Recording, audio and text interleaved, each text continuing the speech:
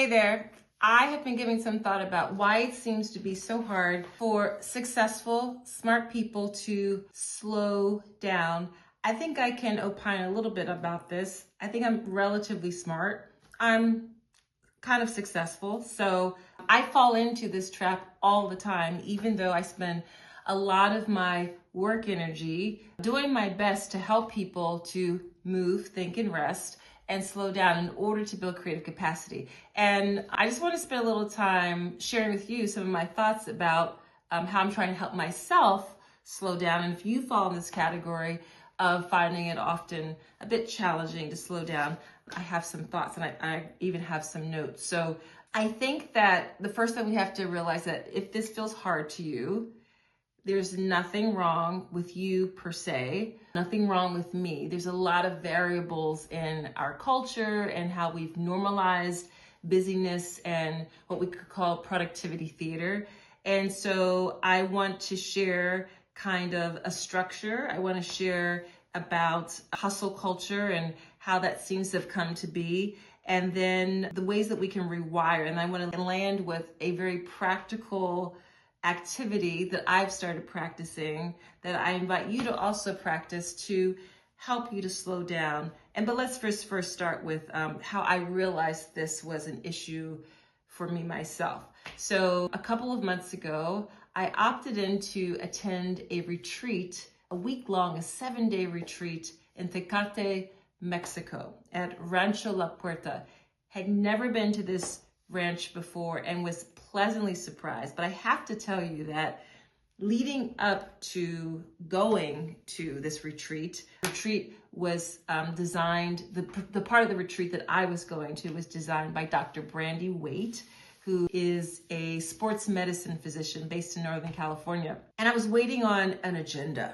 I was waiting on some sort of description about what we'd be doing every single day. And instead, what we received was, now reflectively, I know was the perfect agenda. It was just this explanation of how we would enjoy this beautiful part of northern Mexico, enjoy the mountains, that we would meet for dinner regularly every night. There would be one morning, very early morning breakfast hike, a hike in the mountains that would end at a breakfast, and that you could opt into whatever activities you wanted to do, that you could do as little or as much as you wanted to. And I have to admit that I found myself bristling a little bit about this. I thought, where's the agenda? Where's the structure? But I suspended judgment because I realized I had not actually taken 7 days just for myself, not on vacation, not on one of my swimming holidays, not on a wonderful vacation with my husband, but just a retreat, solo, meeting some new people. I hadn't done that and couldn't remember when. So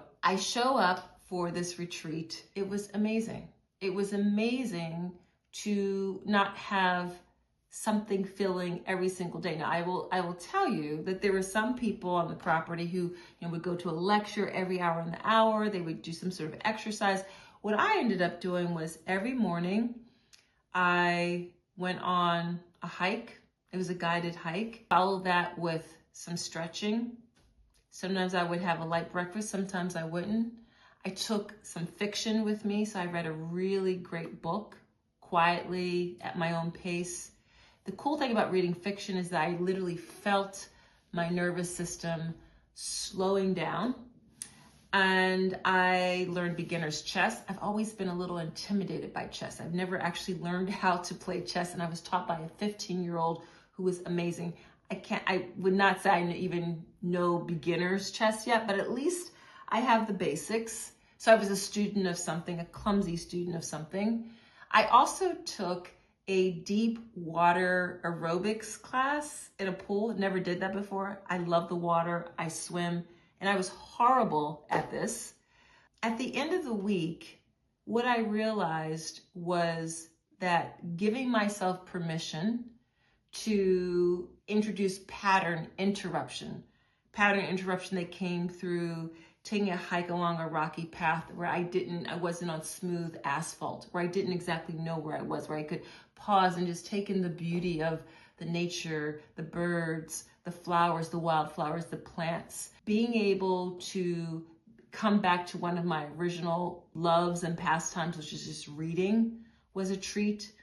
And becoming a student of something that I had no intention of learning coming into the retreat, but decided to give that a try.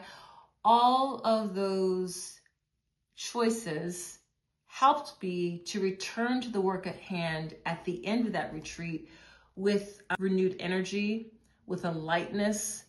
And it reminded me that these are practices that we have to design into our lives.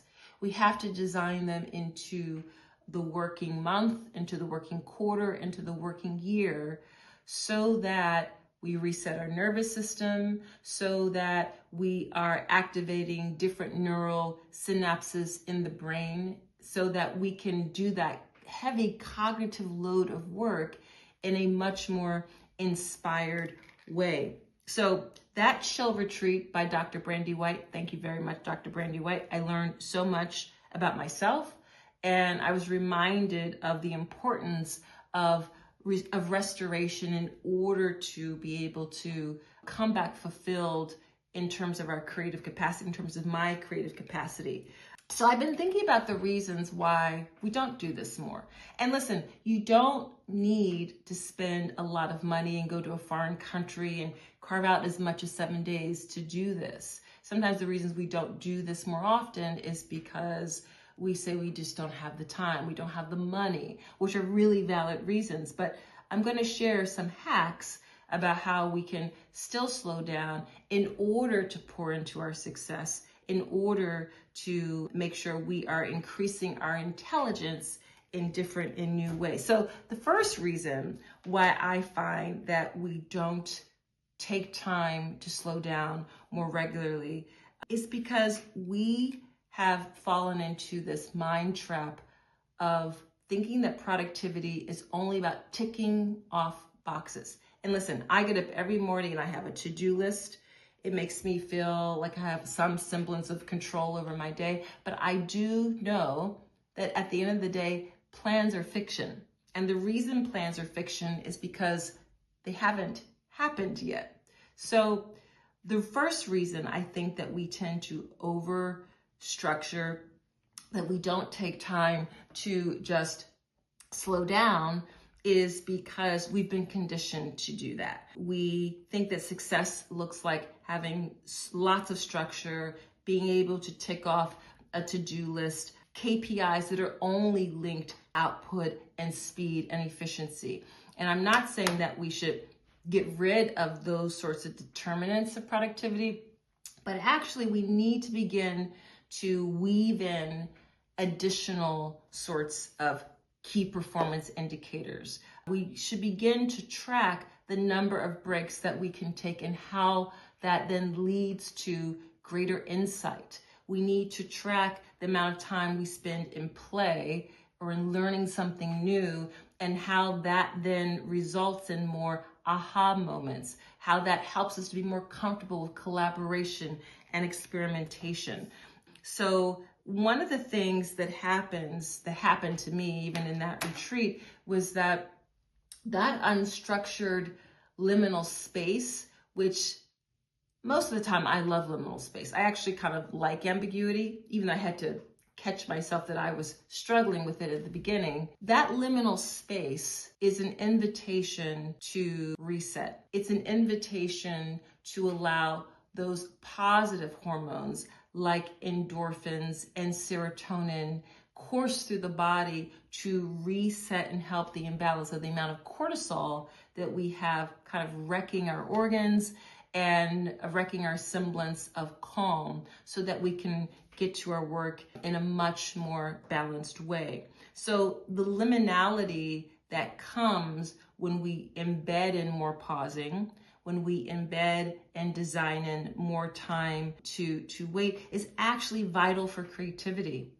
It's that moment when you don't know what's around the corner on a hike that gets you much more comfortable with the unexpected. And let's face it, every single day in our work, we are forced to deal with a lot of curveballs, a lot of not knowing what's around the corner. And there's a transference that happens when we can go from experiencing liminal space and ambiguity and less structure in some fun, restful, joyful ways that condition us to be able to enjoy that liminal space and that ambiguity in our work. So the first reason I think that we don't, that especially people who self-identify as I'm a smart person, I'm a successful person, one of the reasons we don't slow down more is just conditioning.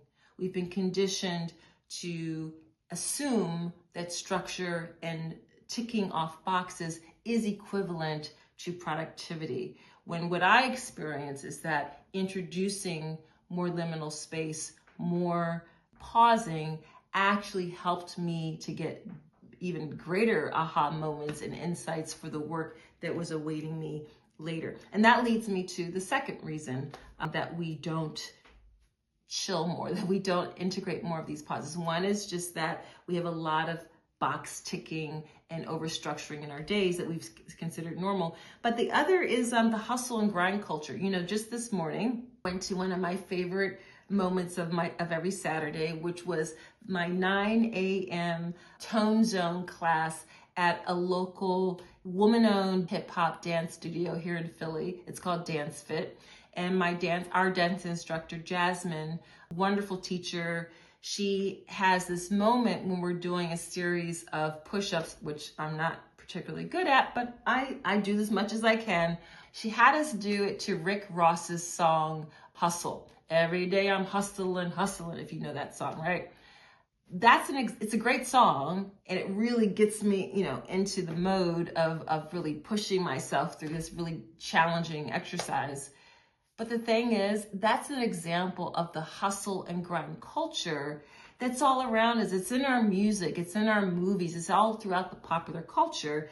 And one of the things that happens is that we begin to internalize, I must always be hustling and grinding. But that's where the motor system can be really helpful. The system that encourages us to move, think, and rest in a more intentional way. And listen, movement is not just about going to the gym. Movement is about what I call movement hygiene. What are the ways that you're integrating standing into your day and not just being sedentary? Dr. John Medina out in Washington State, he's a neuroscientist. He talks about, his research shows that we actually should not be seated for more than 30 to 40 minutes at a time, right? The spinal cord is an extension of the brain, and we're crouched over the laptop for really long amounts of time. We are restricting blood flow to the brain, which means we're not getting as much oxygen to the brain, which means we're actually not doing our best thinking. So more movement hygiene, more thought, not just cognitive rational thinking. How do we get to better cognitive rational thinking? It's through what I call backcasting and forecasting. Backcasting is about reflection and memory and metacognition. Why do I think the way I think about X, Y, and Z? And that thought that I talk about in the motor framework is also about forecasting, the role of imagination and inspiration and curiosity. Backcasting and forecasting are critical for that sharp, cognitive, rational thought that we assume is the only type of thinking we get rewarded for. And interestingly, in order to do backcasting and forecasting well, you have to slow down. And then the rest part that's counter to the hustle and grind culture in our popular culture is about intermittent rest. So that intermittent rest doesn't have to just be a nap. An intermittent rest example is taking a 5-minute walk. That's an example of integrating movement as part of that break.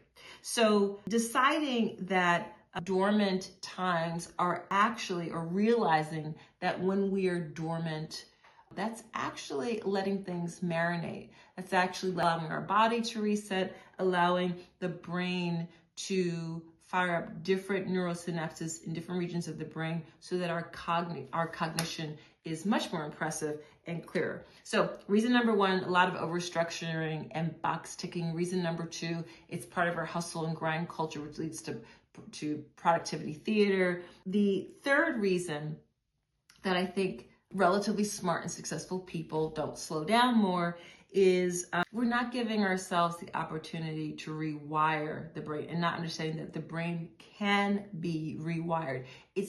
There's a term called neuroplasticity. I often think it should be called neuroelasticity, but anyway, the correct term is neuroplasticity. I think of plastic as kind of hard, but neuroplasticity just refers to how dynamic and flexible the wiring of our brain can be if we expose it to different sorts of stimuli and different sorts of activity. So let's remodel our brain away from only thinking about productivity being about speed, output, efficiencies, to a both and model, to rewiring the brain to understand that we are our most productive selves when we are doing solo work as well as collaborating. So the solo and the collective, valuing quick spurts of growth, but also realizing that when we slow down, that's super valuable.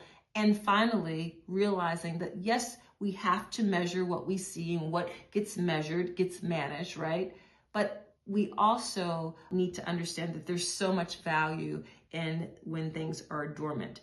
So as I kind of conclude this sharing out of what became apparent to me, this luxury of a 7-day retreat, I just also want to point out how cultural this is. I've already referenced, Rick Ross's hip hop song, Hustlin', but it doesn't have to be that way. So for example, in the Netherlands, the Dutch people, there's a word called Nixon. I don't know if I'm pronouncing that right, but Niksen, which is all about the art of doing nothing, right? In Trinidad, there's this expression of liming the day away, right?